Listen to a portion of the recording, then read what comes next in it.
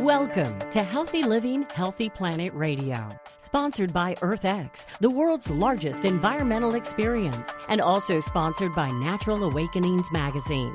Live your healthiest life on a healthier planet. Now, here's your host, Bernice Butler. Welcome to Healthy Living, Healthy Planet Radio today. We're now about midway our third season, and we are just more excited than ever to continue to help you explore and understand the unbreakable relationship between your health and the health of the planet. Here we look at the hottest topics related to our environment and its sustainability and how they affect your health and wellness. Here, issues like climate change, plastic pollution, extreme weather events, and others will meet up with everyday impacts like allergies and asthma, digestive issues and gut health, cancers, lung, heart issues, and more. So listen today as we interview experts for today's show on oceans and waters. And today we're going to focus on groundwater pollution and conservation. Now, over our last few shows in this month, we've talked about oceans, we've talked about urban waters and urban waterways. But now we want to talk about those kind of in-between waters that all of us come in contact with constantly, all day, every day. That is groundwater and tap water, or I guess for lack of a better phrase, public utilities water. Now, groundwater is normally, it'll look clear and clean because the ground naturally filters out particulate matter. But natural and human-induced chemicals can be found in our groundwater. And as it flows through the ground, it picks up metals such as iron and other stuff, and they're dissolved and they can later be found in high quantities that affect our groundwater quality. Contaminants can be human-induced, such as from leaking fuel tanks or toxic chemical spills. And then there's pesticides and fertilizers that are applied to our lovely lawns and to crops. And all of that can accumulate and migrate into the water table. Then there's leakage, perhaps, from septic tanks and or waste disposal sites. And that can also introduce bacteria or other contaminants into the water. And then, of course, pesticides and fertilizers seep into the soil from farming activities. And it just can go on and on. In any case, some people may even have their own well to supply drinking water, in which case I'm sure that they know that has to be tested continually. Then the other water, as we talked about, that we're going to look at today is tap water, also known as faucet water, running water, or municipal water. And, of course, it is water that's supplied through a tap or a water dispenser valve. So, you've heard the phrase water everywhere, but not a drop to drink. Well, what does that mean? And we have to wonder, why do we need to save or conserve water?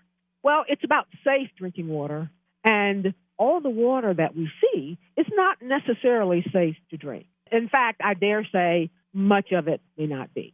So why do we need to save or conserve water? Well, clean, fresh water is a limited resource, even though most of us don't take the time or have the time to think about that on a daily basis. And with all the severe droughts happening in the world, the limited supply of fresh water is becoming one of our most precious resources. And every person on Earth needs water to survive. Without it, many of us, if not all of us, would get sick. While almost 70% of the Earth is made up of water, many parts of the world suffer from clean water shortages. So conserving water is important because it keeps water pure and clean while also protecting the environment. Conserving water means using our water supply wisely and responsibly, as every individual depends on water for our lives and our livelihood. So we have to learn to keep our limited supply away from pollution. And doing so will keep our water supply safe and available for the future generation. Now, many people, again, believe that our water supply is infinite because we have so much of it. However, it's quite the opposite. And so it's important that we must not pollute our water, as many do not realize just how important and scarce it is. As we mentioned, conserving water also involves refraining from water pollution. And this requires the use of strategies that include reducing waste, preventing damaging water quality, and improving our water management that we're going to talk a little about today. So water conservation, again, is important because it's a very limited resource, but it also can be a costly resource. I'm sure as a homeowner, you're probably already well aware of the financial cost of inefficient water usage. And so conservation of this natural resource is critical for the environment as well as our wallets.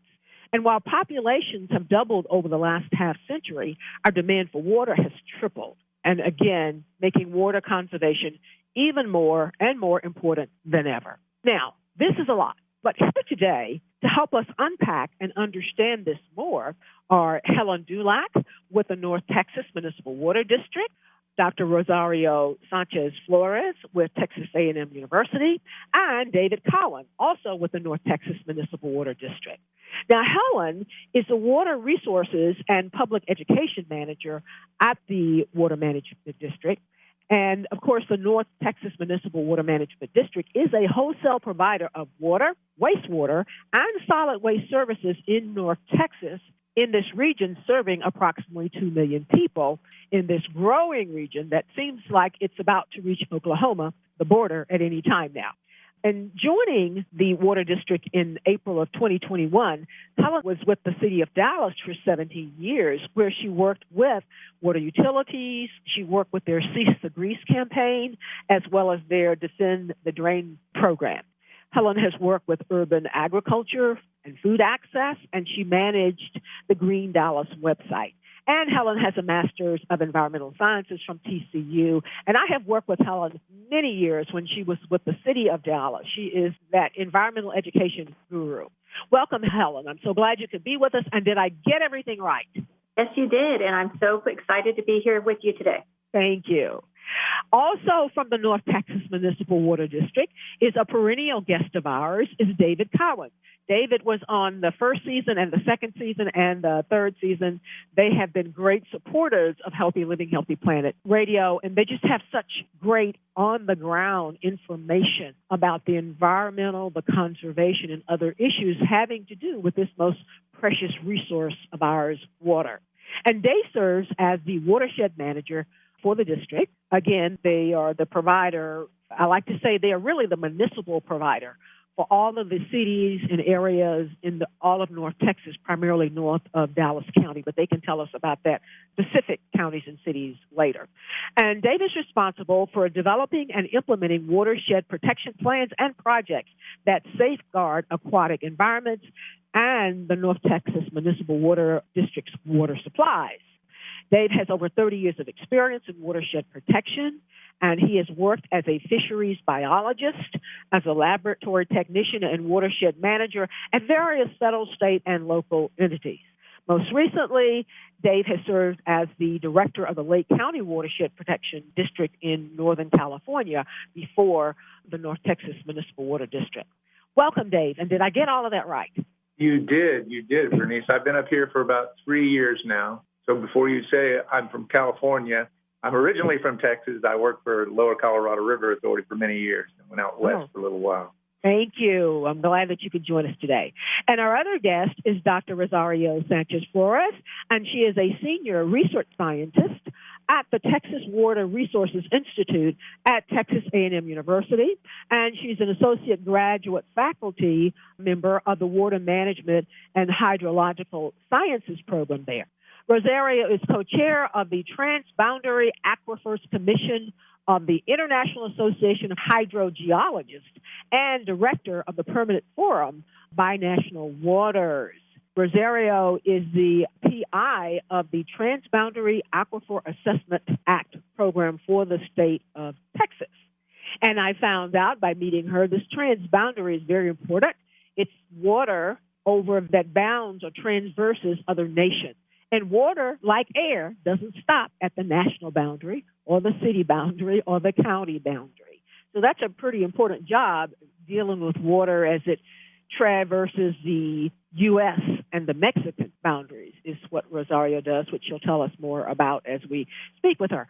Welcome, Rosario, and did I get all of that right? Yes, Bernice, thank you. Yes, thank you. And we're so glad that you could be here with us.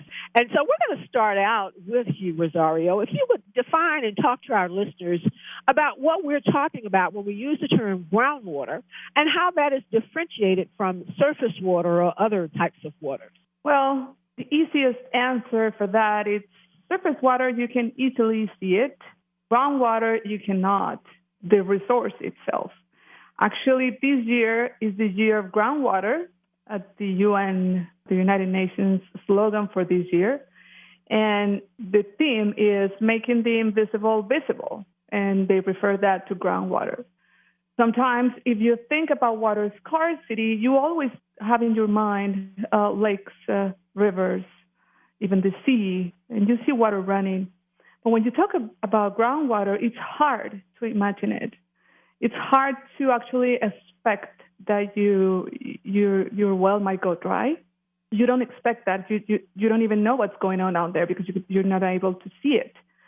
So it's complicated for the mindset as water users, and that's the big difference between surface water and groundwater. And groundwater, indeed. And I want to unpack that some more on the other side of the break, but we're going to go to break now, and we'll come back and finish really getting a good understanding of exactly what groundwater is. We'll be right back on the other side with Helen Dulac and David Cowan with the North Texas Municipal Water District and Dr. Rosario Sanchez Flores with Texas A&M University. Thank you all. We want to give a shout out now to our sponsors. That is Natural Awakenings, Dallas-Fort Worth Magazine, the Green, Healthy, and Sustainable Living Authority, or the DFW Metroplex and North Texas communities. Print issues of Natural Awakenings can be found in all Whole Foods markets, natural grocers, Central Markets, sunflower shops, and many, many other locations, as well as available free for download online at nadallas.com. Our other sponsor is North Haven Gardens, serving the Metroplex since 1951, the most respected horticultural establishment in North Texas, offering gardening and plant education, concierge services, DIY classes, gifts, and more. Check them out at nhg.com. And our other sponsor is Lynn Dental Care, practicing dentistry for over 38 years with a holistic approach, non-mercury, looking at the whole body. Specializing in periodontics, Dr. Lynn is board certified by the International Academy of Oral Medicine and Toxicology. Check them out at lindentalcare.com.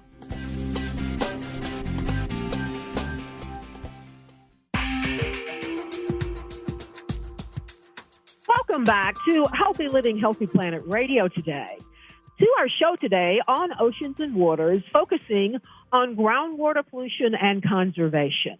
And we are back with Helen Dulac and David Cowan with the North Texas Municipal Water District and Dr. Rosario Sanchez with Texas A&M University. And right before the break, Rosario, you were helping us to try to understand and differentiate between groundwater and surface water. And I liked what you mentioned, that groundwater is like the invisible water. It's the water that's down there that you don't see, but you're like walking across it every day, all day, every day, right? Yes. You use it every day. Yeah. And groundwater is increasingly being used more as surface water becomes more scarce. Given the uncertainty of climate conditions right now, I think we are starting to turn around and revise what's down there and what are the conditions of groundwater resources. And not just, for Texas or the U.S., it's everywhere. Everybody's turning out to look at groundwater as an element of resiliency towards climate change or climate adaptation or mitigation in comparison to surface water, because those resources are not accountable now. Now, anymore. Surface waters are the creeks, the streams, the lakes, all that surface water. Yes. And groundwater is like the rain or whatever that just like soaks down there. Yes. The time scales are different, though. Mm-hmm. There are aquifers that have been storing water for centuries, right? This residence time of groundwater might not be the same one as river. River changes. River moves through a system. Groundwater, it's hold underneath, and it can increase or decrease. It holds under its house, which is the aquifer formation, the geological formation, and it behaves differently depending on how much you pump it. It doesn't go anywhere. It stays there. So that's the difference. How do most people, or how or where, come into contact with groundwater and how it's this impact on our lives every day? When you just open your faucet. So, well, for example, as we talk, we'll talk to the folks at the North Texas Municipal Water District, and they don't use groundwater. But and that was one of my questions to them when we get to them too. I know other utilities do. Yes, groundwater is very local. It's a local issue, not as surface water is. So it really depends on the case. It's important to know when, where, and who you are talking about, and which aquifer you're talking about. Every aquifer is different. I got you. And the communities that rely on that are different from others. So, and there are cities that depend 100% on groundwater, and others that do not rely on groundwater, like these cases. Texas, in general, relies around 50% of drinking water needs on groundwater. Is there a reason why cities or regions would use groundwater or not use it, like they don't have it, it's not good, or just they decide to toss the coin and go one or the other? What's the typical reason? Economic reason, availability. If you have more surface water, well, you start using more surface water. It's less expensive to distribute surface water. If you have more water and you don't have surface water, then you have groundwater, and then you use groundwater. And then when you have both, you start using, one or another, depending on the condition, on the population growth, on the scarcity levels, on a lot of things come into place when making that decision. It really is based on what availability of the resource you have in your region and the vulnerability of contamination. And, a lot of things can be considered at the same time, but it's not an easy answer. Yeah, I wanted to unpack that so people understand, and I'll call upon Dave and Helen too for a moment here. And I guess the North Texas Municipal Water District doesn't use groundwater because we don't have much up here in North Texas. I know that a lot of ours is building lakes. You want to talk to us a little bit about that, Dave, Helen? I throw this out to both of you all. Sure, I'll take that one. So back in the day, the district, before it was formed, a lot of the cities that were up here, Plano and Mesquite, Garland, they were on groundwater. We're in the Trinity Aquifer, but as the growth happened shortly after World War II and into the 50s and 60s, those city leaders decided or opted out of groundwater. It was not as reliable a resource as surface water, and started to look elsewhere for surface water. Now, there aren't any natural lakes around here. There's one in Texas that I know of, and that's Caddo Lake. So the reservoir, building reservoirs, was the best option. And those city leaders got together, and that's actually how the district was formed. The first lake that they created was Levon Lake up here in Wiley. Yeah, and you all yes, you're correct, Bernice. We are 100% surface water. And I know you all are in the process of building another one, Boat Ark. When is that coming online again? Very soon. Construction has been completed now, and we're waiting on water. The lake is still not open to the public because it's not at capacity yet. But we got a storm up here Monday night, and it put some water in it. We're just waiting for some water. At our growth rate, y'all better start tomorrow building the next one.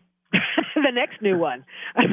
We are constantly looking for other sources, whatever they may be. I understand, because of that, with nothing out there, we're going to always depend upon it. And as I mentioned in the intro, it's constantly growing. But thank you all for helping us, to kind of get that understanding of groundwater and kind of the municipal utilities and how they can use either one, just depends on the circumstances. But going back to pollutants, I want to talk about pollutants because I have to think that also goes into the reason somewhat. You may have a municipal utility and they've got lots of surface water or something like that, or groundwater maybe, and it's polluted. That's the reason to go to one or the other also. So, Rosario, can you tell us about the major pollutants, though, in groundwater? What's the trend, and what has your work revealed? And again, it goes back to, it depends where you are. It depends which aquifer you're talking about and what's going on in the community, what's the economic driver of that community, in general, if you want to talk about it in general perspective, agriculture is the most important polluter of groundwater. Sulfates, nitrates from pesticides, herbicides, food production, those are the most important concerns worldwide. And we do a lot of farming here in North Texas, I know. Yes, and south as well. And so am I correct to think that where there's a lot of farming or large farming communities, then there is a greater propensity to get groundwater pollution from the agricultural activities. That is correct, and that's what we have seen. And there's another type of pollutants. I mean, like in the southern part of Texas, the South Rio Grande South Valley, it's basically the salinity issues out there, but not from agriculture. It's just the type of aquifer, the karstic aquifer originally in that area, that we can't do anything about that except for treat it, but it's very expensive to treat it, and go on and on. But that doesn't come necessarily from agriculture. It's just the natural condition of that water, that formation in that area. Yeah, I lived in South Florida for a long time, and it was mind-boggling to me for them to talk about we have to conserve water and we have to be concerned about water. Like, why? It's all over here on both sides of you. And I think that's a global problem, isn't it? It is a global problem, and it is everywhere. And it's recognized as the major global pollutant of groundwater, because 90% of groundwater, between 80 and 90% of groundwater in the world is used for agriculture. And that's why it's most important pollutants come from there. And there are differences in regions and so on, but that's the main issue. And people just keep growing. We all keep growing, and our diets keep changing. And it's not like we're going to eat less. So agriculture production needs to go on. That's always a conundrum. Usually in the month of July here on Healthy Living, Healthy Planet Radio, we talk about agriculture, and that's always a problem. It has good things it does, but it adds a lot of environmental challenges to our world, but we have to have it. So there we are. I want to ask this now of Helen and Dave just explained to us how and why the North Texas Municipal Water District primarily uses surface water. And so you all are dealing with this finite amount of water for this very, very dynamically growing population. So how do you all seek to achieve sustainability? Well, that's a really good question, Bernice. There are projections from the state of Texas that water conservation and reuse will account for 31% of our area's future water supply. So when everyone conserves water, there's more of it to maintain the quality of life that we all enjoy. The North Texas Municipal Water District recognizes this, and we strive to maintain a reliable supply of water for nearly 2 million people and manage it sustainably. The biggest sustainability project in our portfolio is the East Fork Water Reuse Project. That project pulls water from the Trinity River and sends it to a 2,000-acre man-made wetland. In that wetland, plants and sunlight clean the water. Then that cleaned water is piped all the way to Lavon Lake, where it becomes part of our water supply. The East Fork Water Reuse Project has won several awards, but most recently it won the National 2022 Water Reuse Award for Excellence as a Community Water Champion. So not only does this project help us with our water supply, it also provides a place for water conservation and reuse education and even research through our unique partnership with the John Bunker Sands Wetland Center. John Bunker Sands is open to the public, and I encourage you to check it out. It is a beautiful place. It is an amazing, amazing place. We're going to need to go to break, Helen. When we come back from the break, we'll talk some more about the things that you guys are doing to get to a sustainability place that is going to support our very growing region. Thank you. We'll be right back on the other side.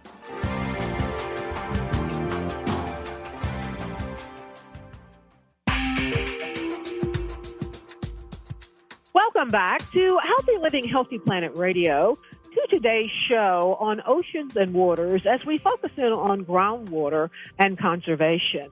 And we are back with Dr. Rosario Sanchez Flores with Texas A&M University, with David Cowan and Helen Dulac, both of the North Texas Municipal Water District. And they are helping us to understand a little bit more this very broad and, I'm learning, complicated subject of our water. When we talk about the groundwater that's below our feet, and that Rosario has reminded us it's the invisible water, but it's necessary. It comes out of our taps in some places, not here in North Texas, but other places it does. And so, again, they're helping us understand this very important environmental issue that we tend to kind of just take for granted. So thank you all. Before the break, Helen was telling us about some of the things that the district is doing to try to grow sustainably. But I want to ask, and I put this to both you and Dave, I've seen in the term regeneration or reclamation. How does that relate to our waters or water conservation? Is that anything y'all do? So reclamation in our line of work often refers to wastewater. So instead of having a wastewater treatment plant, they're now being rebranded as reclamation plants. So taking water from a home, a school, a church, some sort of commercial facility that goes down the drain, it travels through pipes, it goes to a wastewater reclamation center. That water is treated to near drinking water standards, and then it is discharged into a body of water. We are actually pretty fortunate up here in the North Texas Municipal Water District area. One of our wastewater treatment plants discharges that cleaned water into a creek that feeds directly into Lavon Lake. So water from several of our cities that goes to that treatment plant then is cleaned and returned to Lavon Lake, completing that cycle so that we have water that was used by our member cities. It's returned to us as dirty water, and then we can put it back in Lavon Lake, and it becomes new water supply. I just always thought that was so cool because y'all do that out at John Bunker Sands too, right? Yes. So John Bunker Sands it pulls water from the Trinity River, which is made up of a lot of wastewater effluent or wastewater discharges. And then granted, all of that water is cleaned to state and governmental standards. And just to give a little shout out to John Bunker Sands, that they're going to have a grand reopening on April 2nd. And everybody's invited to come to the party because you can go and see water reuse in action. Yeah, we like to refer to them as a triple bottom line. They are an amazingly beautiful nature center, a recreational center, and they are reclaiming, I'm not supposed to say recycling our water, recycling, people understand recycling, or what we call doing water reclamation on those grounds. So that it's amazingly interesting, and it stands testament to some of the interesting environmentally sound and beneficial things that can be done to help, I like to say, restore or protect our environment. Bernice, if I can add to that, part of the advantage of those wetlands, and we're talking about 2,000 acres in designed and engineered and constructed wetlands that the district built back in the early 2000s. That water that's pumped from the Trinity River and the East Fork Trinity River, which, as Helen mentioned, it's largely made up of treated wastewater effluent. It still contains amounts of phosphorus and nitrogen and nutrients. And so the advantage of pumping that from the rivers into the wetlands, it allows the sediment, allows the solids to settle out and those nutrients to stay in the wetlands where plants then use those to grow. And then the effluent coming out of the wetlands is pumped up to Lavon, even cleaner than it was in the river. I'm amazed by it all. And I had asked somebody probably last year, and they couldn't really tell me for sure. I was like, oh, are they going to do something like this with Bodark also? I'm sure they would seek to if they can, but I'm sure there's a lot of circumstances too.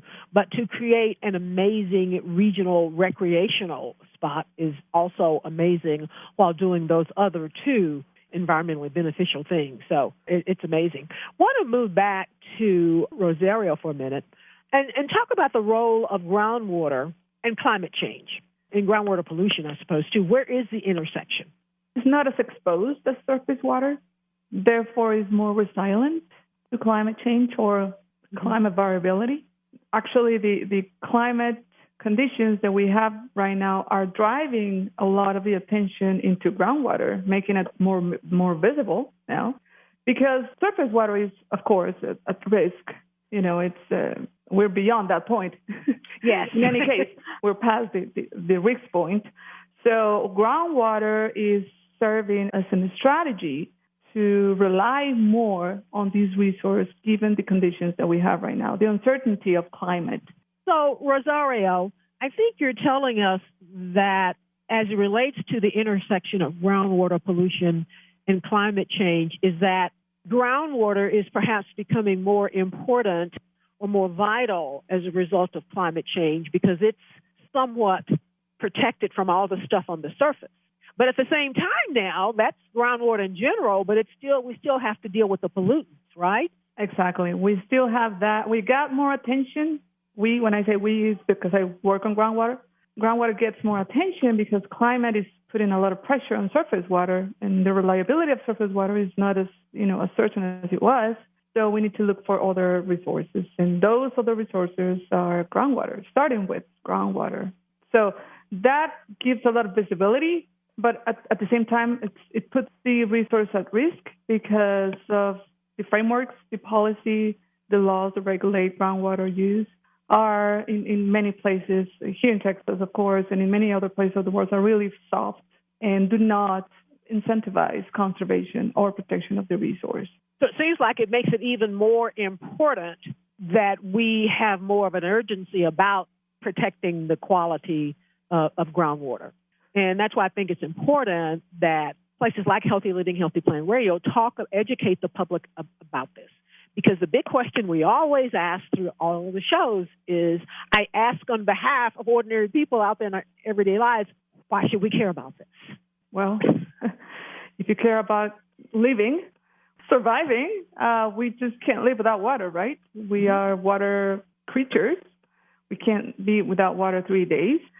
And we have experienced that. Last year we got frozen. Wells got frozen. People got, hours, some days without water. And we felt it. We felt the vulnerability. We just need the water. I mean, and we just can't live with it. The problem is that we have been we usually take it for granted because we don't pay for how much it's worth. And, a lot of policy related to that topic. But really, the awareness, we can do something on the awareness part and make people, aware. And this is an important example. Where your water is coming from, what is the condition of the water, what are the pollutants in your area, what can you do to avoid those pollutants. If people get access to that information easily, I mean, I think we can raise the awareness, and I think people can make much, reasonable decisions. I think so, too, and that's why I want to go back to Helen, because I know a great degree, or certainly a lot of thought, goes into their education piece. As a water utility, as a water provider, having to daily deal with the scarcity issue and think about, when do I have to build the next leg? So I want to ask both you and Dave, Helen, besides us telling them, and Rosario just mentioned that many of us experience lack of water from the freezes. Where are our pain points? What do you see that gets through to people that we really do have to conserve water? And again, it's important. Conservation is really on two fronts. It's about the amount of water we use, and it's also about not polluting it. Well, I think it's easy to think about water conservation during our hot, dry summer months, because that's when water use can increase 50% or more. And that increase is due to outdoor watering, mainly the water we put on our grass. As much as 50% of that extra water can be wasted through evaporation, wind, and runoff. So there's lots of things that we can do as homeowners to help conserve water. Make sure your irrigation system is working properly and all of that water is going where it needs to go. Use the cycle and soak method when watering your yard. Water for half the time you need, wait an hour, then water again, and that gives time for our clay soils to soak up the water. And I want to ask you this, me and most people, we hear, we get the information that we need to conserve, but I doubt that y'all ever do anything, Dave, like turn the water brown or turn down the velocity of the water. Do y'all have a water-related counterpart to brownouts?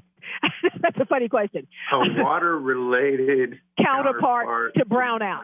With electricity, they say when we're overloaded or whatever, we're going to have brownouts, rolling blackouts or whatever. So are there ever, so I want to try to ask, are there water-related counterparts? In other words, does water table get low, or when we're in trouble with our water? So the biggest issue we have here in North Texas is drought. And we have a emergency management plan that addresses drought. It's a water resource and emergency management plan. And that is triggered by different stages of drought.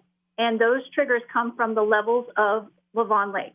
I want to put a pin in that for just a minute. We're going to go to break really quick. But on the other side, Helen's going to come back and tell us about the signs that we see, because that's what I'm talking about. How do people know? How can they see when we're in a water-related environmental emergency? We'll be right back on the other side with Helen Dulac, and Dave Cowan with the North Texas Municipal Water District, and Dr. Rosario Sanchez Flores with Texas A&M University. Thank you. We want to give a shout-out now to our sponsors. That is Natural Awakenings, Dallas-Fort Worth Magazine, the Green, Healthy, and Sustainable Living Authority for the DFW Metroplex and North Texas communities. Print issues of Natural Awakenings can be found in all Whole Foods markets, natural grocers, Central Market, sunflower shops, and many, many other locations, as well as available free for download online at nadallas.com. Our other sponsor is North Haven Gardens, serving the Metroplex since 1951, the most respected horticultural establishment in North Texas, offering gardening and plant education, concierge services, DIY classes, gifts, and more. Check them out at nhg.com. And our other sponsor is Lynn Dental Care, practicing dentistry for over 38 years with a holistic approach, none mercury, looking at the whole body. Specializing in periodontics, Dr. Lynn is board certified by the International Academy of Oral Medicine and Toxicology. Check them out at lindentalcare.com. Thank you, sponsors.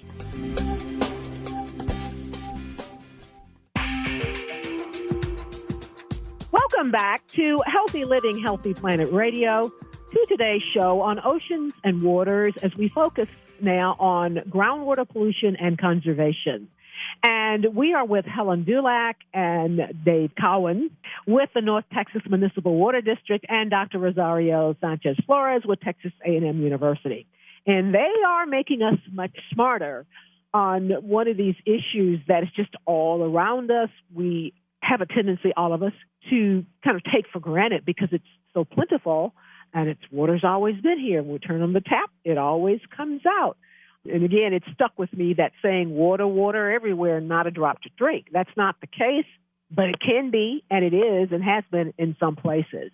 And right before the break, Helen was talking to us when I asked the question, is there a water-related counterpart to electrical rolling brownouts?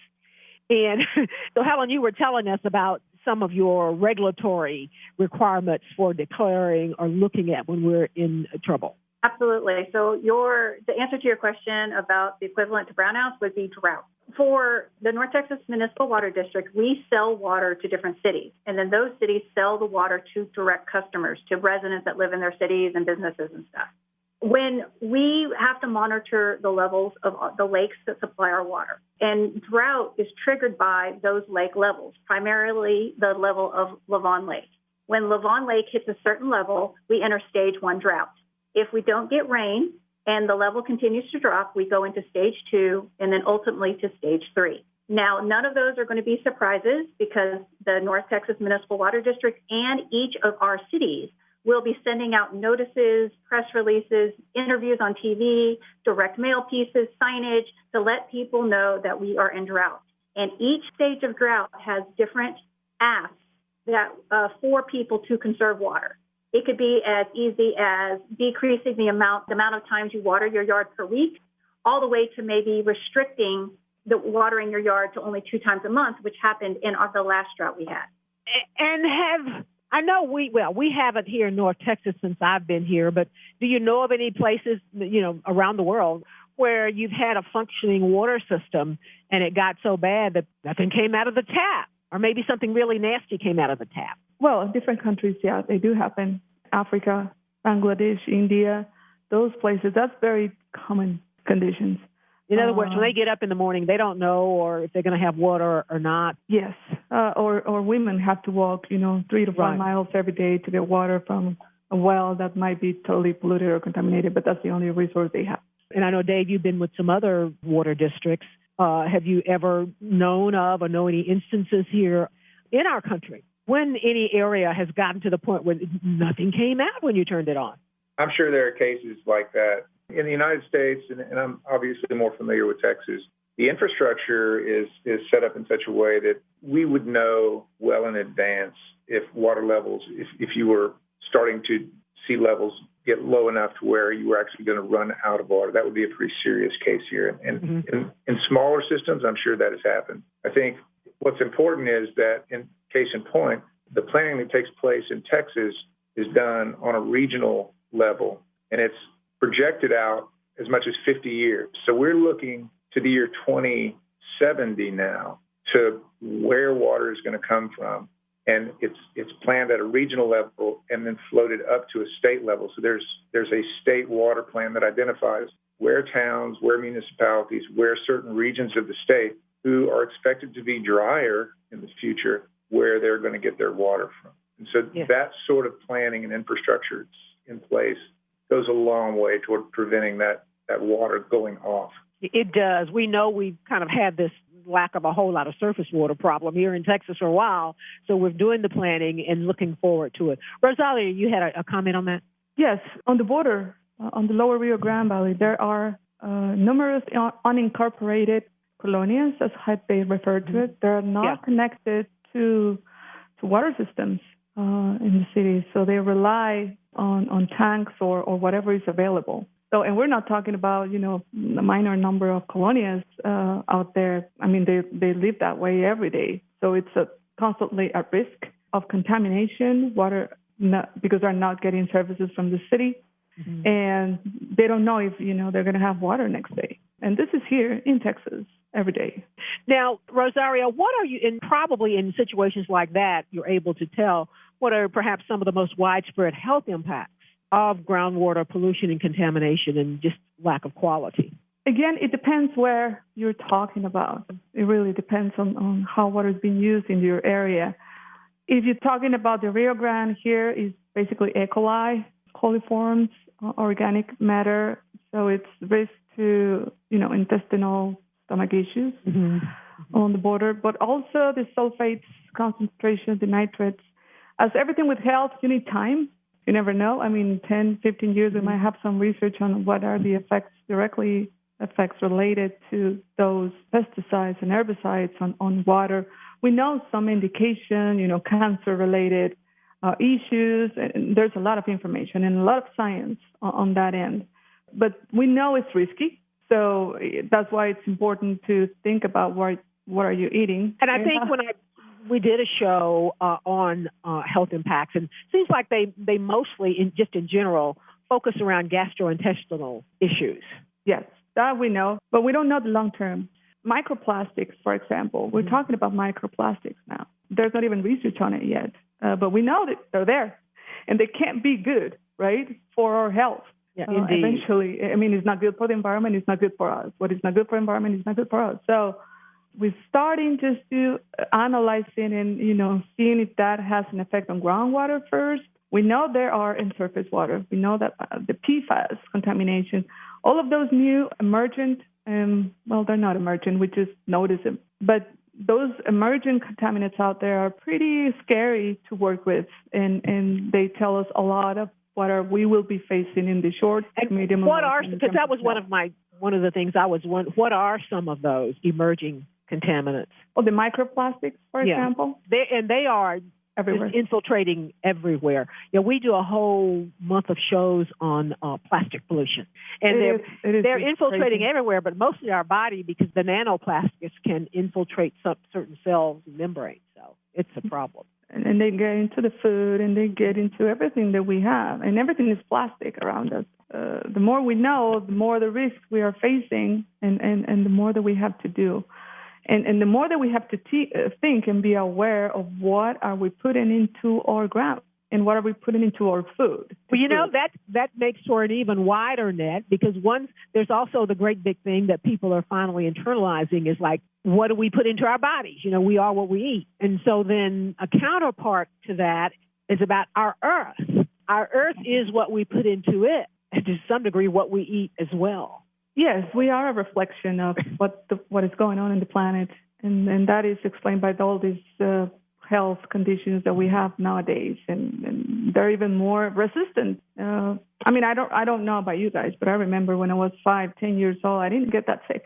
We only have a minute or so to go, and so I want to go back to Helen and to Dave, and I'm wondering, are there any statistics on the need for water conservation and when we might run out of water if we don't conserve here in our region? And again, we only have a few minutes, and it's always, I tell people when I lived in South Florida too, how, from time to time, Texas and Oklahoma have this fight over this river. is more of that in our future. I think didn't they recently settle that whole dispute? So let me go back, Bernice, to you mentioned a couple of times water everywhere, but not a drop to drink. Mm-hmm. We have a saying here: people keep moving to Texas, but nobody's bringing their water with them. So I don't know about statistics that show that we're going to run out of water. Our responsibility at the district is to try to maintain water supplies for a growing North Texas region. And so that 50-year plan that I mentioned earlier is something that we're always looking out for water supplies, and those supplies include conservation practices. Our conservation practice is supposed to make up for 25% of our uses in the future. So we are all going to have to cut back on the amount of water that we use to have enough water for the future. Yeah, and I'll bet, and we're unfortunately having to close out. We're at the end of the show, too, but I bet you all constantly have to update that 50-year plan, don't you, for unintended population increases and projections. Every 5 years, but we are constantly watching it, yes. I can imagine. Thank you all so much. As usual, there's just never enough time, but you have made us smarter in understanding that our water is just a lot more important and critical beyond just our drinking it sustenance that we tend to think about, and that it is one of our most scarce resources, but that we need it just as much as the air we breathe. Those two things we cannot do without, but that we have to be concerned about our water, the quality and the amount. Because even though the greater part of the earth is made of water, the greater part of it is not drinkable for us as is.